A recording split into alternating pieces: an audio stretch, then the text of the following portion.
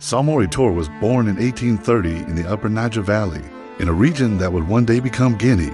He was not born into power. He was born into a world of shifting alliances, regional warlords, and growing foreign influence. His people, the Mandinka, had long traditions of independence and resilience, but they were increasingly under threat.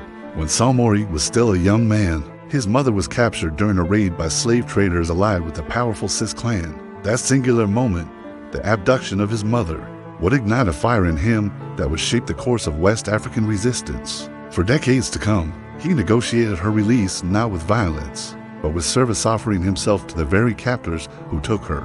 But he would not remain their servant for long. Within a few short years, he became a respected warrior, rose through the ranks, and eventually walked away not as a slave, but as a leader. Samori began organizing a small fighting force of loyal Mandinka warriors, who were fed up with instability and raids. What started as a local militia evolved into the seeds of a state.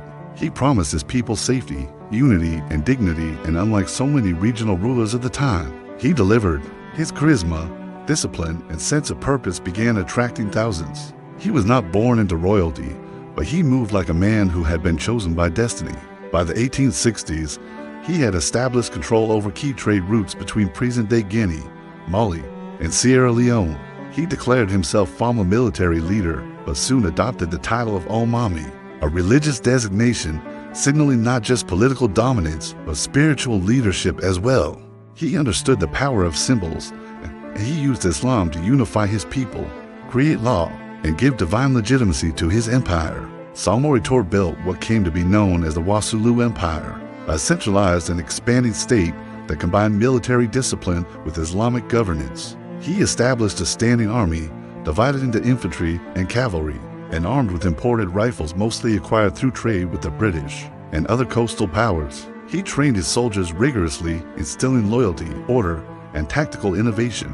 His commanders were held to high standards. He created a spy network and a courier system to maintain control over vast distances. He was not just a fighter, he was a planner, a strategist, a modernizer. He set up weapons workshops to repair and produce firearms, and he imported gunsmiths from across West Africa. He opened schools to teach Islamic law and Arabic script, encouraging scholarship alongside warfare. He even minted currency in certain regions. Samori was building not just an army, but a state capable of surviving against the growing tide of European colonization.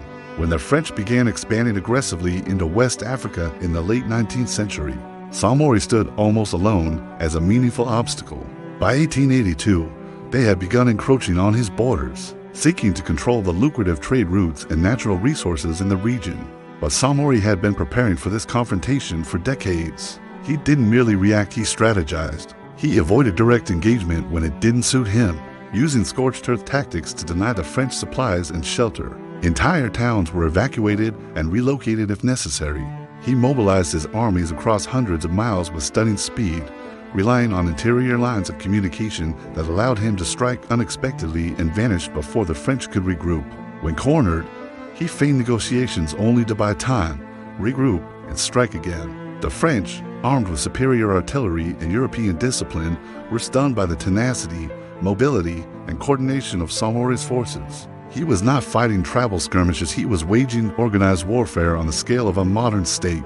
The conflict escalated into a series of brutal and costly campaigns. Between 1882 and 1898, Samori and the French clashed repeatedly in what became one of the most protracted resistance efforts in African colonial history.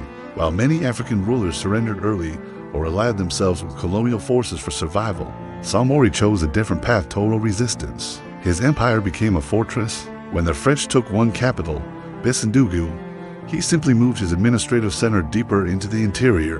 When his supply lines were cut, he sought new ones, at times making contact with the British in Sierra Leone, at other times forging temporary peace with enemies to regroup. He displaced entire populations strategically, ordering civilians to relocate with military units to keep his forces mobile and his people safe. For every village the French captured, Samori had already burned the fields and moved the people. His tactics slowed French expansion to a crawl. It took them 16 years to do what they expected would take 6 months. And yet, Samori was not only a general, he was a deeply political thinker. He understood the complexities of European rivalries and played French, British and African powers off one another when possible. He sent diplomatic envoys. He signed treaties, many of which he later violated when it suited him, just as the French often did in return. He knew that Africa's independence wouldn't be preserved through idealism, but through cunning, negotiation, and strength. He adapted constantly. When rifle supplies dwindled, he established workshops to manufacture his own.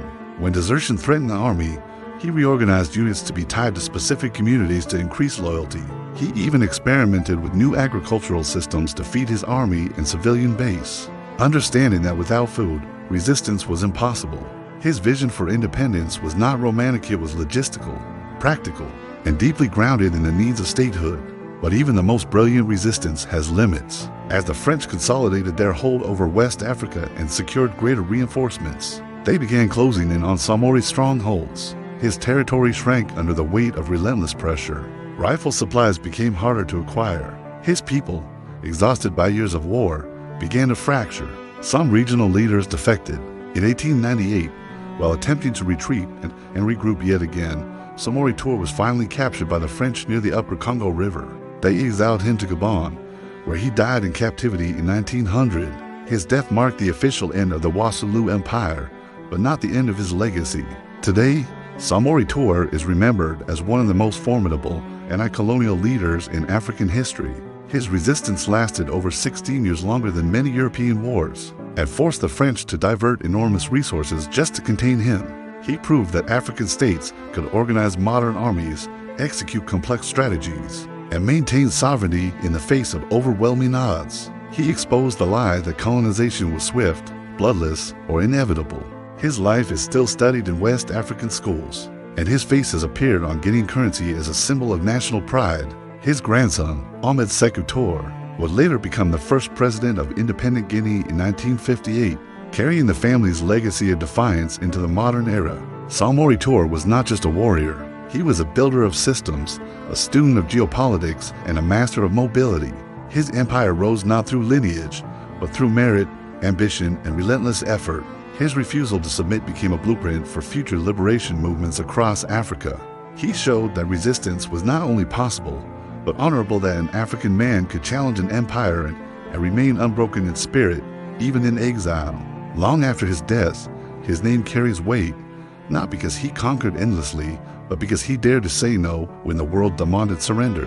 His story is not only a chapter in African history, it is a declaration of sovereignty written in blood, fire, and iron.